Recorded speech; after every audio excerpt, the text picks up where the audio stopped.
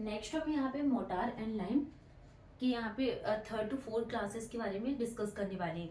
Previous class में हमने यहाँ पे इसके टाइप्स के बारे में डिस्कस किया था कि classification of lime based on application. तो हमने इसमें टाइप्स के बारे में डिस्कस किया था। फर्स्ट हमने क्या देखे थे कि जैसे fat lime, rich lime, second हमने हाइड्रोलिक लाइम एंड थर्ड हमने यहाँ पे पुअर लाइम के बारे में डिस्कस किया था। तो सबसे पहले हम यहाँ पे इसका रिवीजन कर लेते हैं कि जनरली हमने प्रीवियस क्लास में क्या पढ़ा था एंड देन उसके बाद हम यहाँ पे आज की क्लास को कंटिन्यू करेंगे।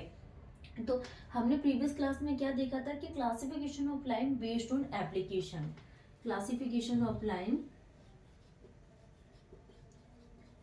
क्लासिफिकेशन ऑफ लाइन, ठीक है। तो क्लासिफिकेशन ऑफ लाइन में हमने इसके टाइप्स के बारे में डिस्कस किए थे। टाइप में हमने क्या देखे थे, फर्स्ट क्या था हमारा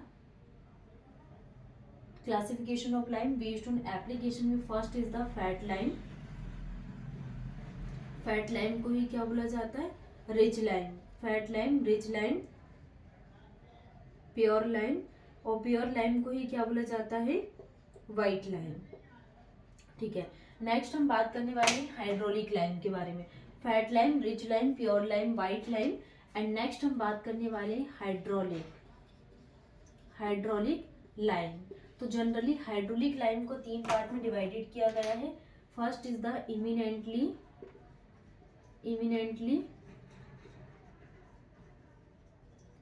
hydraulic lime, moderately hydraulic lime, moderately hydraulic lime and feebly hydraulic lime, ठीक है। तो ये 3 प्रकार के लाइम के बारे में हम डिस्कस कर अभी किए थे हमने प्रीवियस क्लास में। एंड थर्ड हमने क्या देखे थे, लीन लाइम, और लीन लाइम को ही क्या बोला जाता है, पुअर लाइम, लीन को ही पुअर बोला जाता है। तो अब हमने इसमें क्ले के परसेंटेज के लिए बात की थी। फैट लाइम में क्ले का जो परसेंटेज लिया जाता है less than 8% and eminently hydraulic lime में क्ले कितना यूज किया जाता है, 21 to 30% and moderately hydraulic lime में clay 11 to 20% and feebly hydraulic lime में क्ले कितना यूज किया जाता है, 5 to 10%, और लीन में क्ले कितना यूज करते हैं, ग्रेटर देन 30% यूज किया जाता है। तो ये फॉर्मेट आपको ध्यान रखना है। जैसे हाइड्रोलिक लाइम में एमिनेंटली, मॉडरेटली एंड फ्यूबली, इसके बारे में हमने बात किए थे। नेक्स्ट हमने फिर fat lime, rich lime, pure lime और वाइट लाइम के बारे में स्टार्ट किए थे। तो फैट लाइम को ही रिच लाइम बोला जाता है और रिच को ही क्या बोला जाता है, प्योर लाइम। ये हमने क्या प्रीवियस क्लास में डिस्कस किए थे। अब हम यहाँ पे ये देखेंगे फैट लाइम कैसी होती है। इसमें क्ले परसेंटेज कितना लिया जाता है, 8% हम इसमें क्या यूज करते हैं, क्ले का परसेंटेज। और ये कैसी होती है, also called as high calcium lime. इसको क्या बोला जाता है, high calcium lime. This is also known as high calcium lime, इसको बोला जाता है।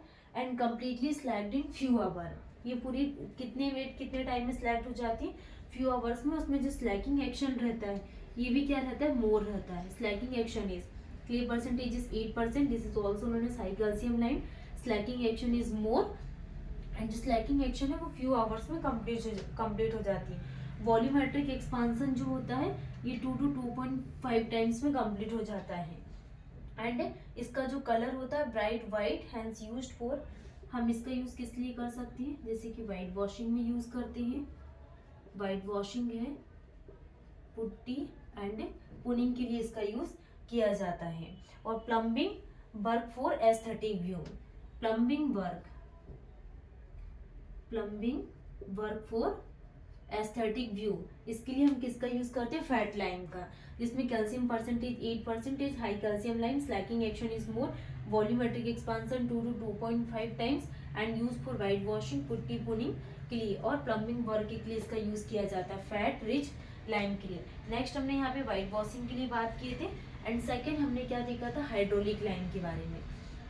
हाइड्रोलिक लाइम के बारे में अगर हम बात करें, हाइड्रोलिक लाइम, तो हाइड्रोलिक लाइम को ही क्या बोला जाता है, वाटर लाइम। हाइड्रोलिक लाइम को वाटर लाइम बोला जाता है। इसमें जो क्ले का परसेंटेज यूज करते हैं ये 8 to 30% यूज किया जाता है क्ले, ठीक है, 8 to 30%। एंड इसमें इम्प्योरिटीज क्या होती है, ज्यादा होती हैं, impurities is more, impurities is more, and slacking action is reduced. Slaking action इसमें क्या होता है, कम होता है. सेट एंड हार्डन प्रॉपर्टी क्या होती है, इसमें इंक्रीजेस होती है. Set and harden property increases. Set and harden property increases. और इसको मोटार वर्क, प्लास्टर वर्क के लिए यूज किया जाता है हाइड्रोलिक लाइम का. ठीक है, जैसे कि जो भी प्लास्टर वर्क है, मोटार वर्क है, इन सब में हाइड्रोलिक लाइम का यूज किया जाता है. अब हम यहाँ पे इसके टाइप्स के बारे में पढ़ेंगे, जैसे कि एमिनेंटली हाइड्रोलिक लाइम, मॉडरेटली और फीब. नेक्स्ट हम बात करने वाले हैं eminently hydraulic lime, moderate hydraulic lime और फीबली हाइड्रोलिक लाइम. जो हमने हाइड्रोलिक लाइम में टाइप्स के बारे में बात किए थे, हाइड्रोलिक लाइम जिसको क्या बोला जाता है, वाटर लाइम भी बोला जाता है, water lime. And hydraulic lime dam places में इसका यूज किया जाता है, जैसे कि प्लास्टर वर्क, मोटार वर्क के लिए हम हाइड्रोलिक लाइम का यूज करते हैं. तो इसके हमने यहाँ पे 3 टाइप्स के बारे में डिस्कस किए थे, एमिनेंटली हाइड्रोलिक लाइम और moderately hydraulic lime, and third हमने डिस्कस किया था क्या, फीबली हाइड्रोलिक लाइम के बारे में. तो सबसे फर्स्ट हम यहाँ पे एमिनेंटली हाइड्रोलिक लाइम की अगर हम बात करें, तो एमिनेंटली हाइड्रोलिक लाइम में जो क्ले का परसेंटेज लिया जाता है वो 21 से लेके 30%, 21 to 30% यूज करते हैं. एंड मॉडरेटली हाइड्रोलिक लाइम में क्ले का परसेंटेज कितना यूज करते हैं, 11 to 20% यूज किया जाता है. एंड फीबली हाइड्रोलिक लाइम में क्ले का परसेंटेज 5 to 10% यूज करते हैं. ठीक है, तो ये आपको परसेंट ध्यान रखना है. अगर हम यहाँ पे eminent hydraulic lime slake with difficulty, इसमें क्या आता है, स्लैग विद डिफिकल्टी. तो स्लैग होने में क्या आती है, डिफिकल्टी आती है, स्लैग विद डिफिकल्टी. और moderate hydraulic slake in 1 to 2 hour, ये ओनली स्लैग 1 से 2 घंटे के अंदर में स्लैग हो जाता है. Moderately hydraulic lime slag in 1 to 2 hour और feebly hydraulic lime slag in few minute. ये कुछ फ्यू मिनट में ही क्या हो जाता है, स्लैग हो जाता है. अगर हम फीबली हाइड्रोलिक लाइम के लिए बात करें तो स्लैग्स इन फ्यू मिनट्स, और moderate hydraulic lime slag in 1 to 2 hour, और एमिनेंट हाइड्रोलिक लाइम क्या आ जाएगा, स्लैग विद डिफिकल्टी. नेक्स्ट हम बात करने वाले हैं सेट इन 1 डे. जो एमिनेंट हाइड्रोलिक लाइम होता है ये ओनली 1 डे में सेट होता है, set in 1 day, set in 1 day. ठीक है, तो अगर हम यहाँ पे एमिनेंट हाइड्रोलिक लाइम के लिए बात करें तो इसमें जो इनिशियल सेटिंग टाइम होता है ये ओनली 2 घंटे का होता है, और फाइनल सेटिंग टाइम 12 to 48 घंटे का होता है. इनिशियल सेटिंग टाइम 2 घंटे का, final setting time 12 to 48 hour का होता है. Moderate hydraulic lime set in 1 week. जो मॉडरेट हाइड्रोलिक लाइम होता है set in 1 week, only 1 week में ही सेट हो जाता है. और feebly hydraulic lime set in 3 week, ये 3 वीक में सेट हो जाता है फीबली हाइड्रोलिक लाइम. ठीक, जैसे कि एमिनेंट हाइड्रोलिक लाइम की अगर हम बात करें तो set easily in dam places.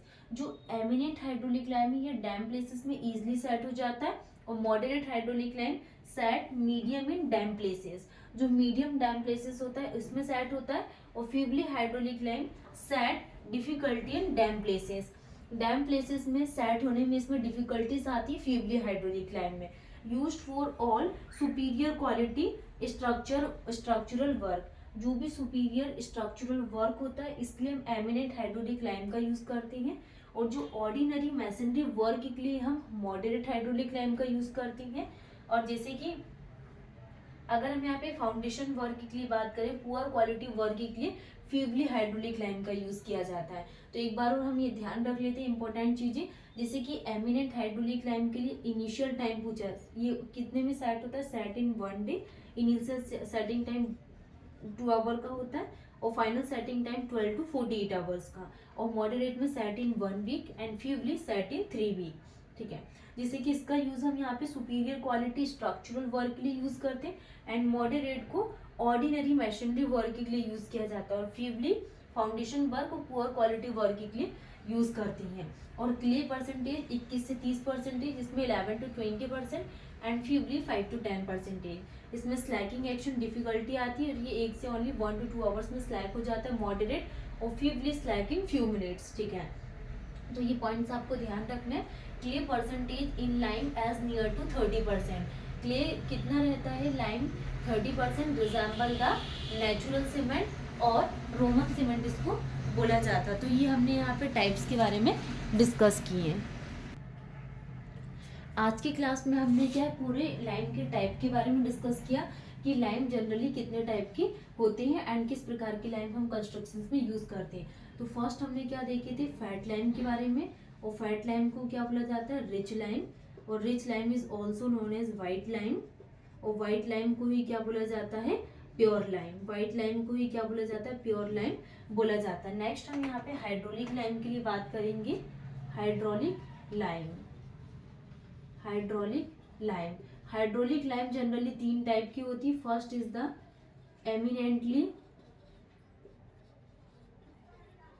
eminently hydraulic lime and second is the moderately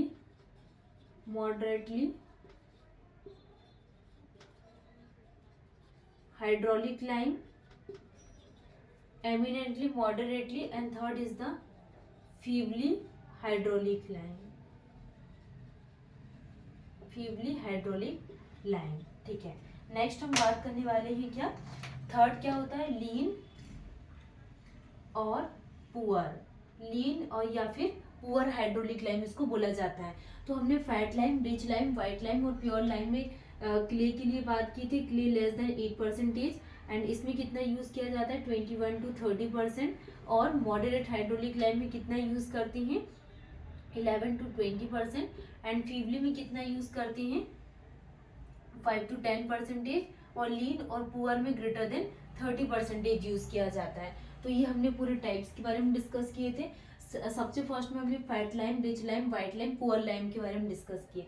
second हमने हाइड्रोलिक लाइम स्टार्ट किए थे और हाइड्रोलिक लाइम हमने इसके यूजेस के बारे में डिस्कस किए थे कि हाइड्रोलिक लाइम को कहाँ यूज किया जाता है एंड किस प्रकार के कंस्ट्रक्शंस के लिए हम हाइड्रोलिक लाइम का यूज करते हैं। फिर हमने इसके टाइप्स के बारे में डिस्कस किए थे। Hydraulic lime, eminently hydraulic lime में इनिशियल सेटिंग टाइम कितने मिनट का रहता है एंड फाइनल सेटिंग टाइम कितने का, ये generally set in 1 day. Moderate hydraulic lime के बारे में भी हमने डिस्कस किया था कि 1 वीक में सेट हो जाता है एंड फीबली 3 वीक में सेट होती है। नेक्स्ट फिर हमने क्या स्टार्ट किए थे, यहाँ पे हाइड्रोलिक लाइम कंप्लीट हो गया। लीन लाइम, लीन लाइम और लीन को ही क्या बोला जाता है, पुअर लाइम, पुअर लाइम बोला जाता है। तो ये टॉपिक हमारे पूरे कंप्लीट हो गए आज की क्लास में। Thank you.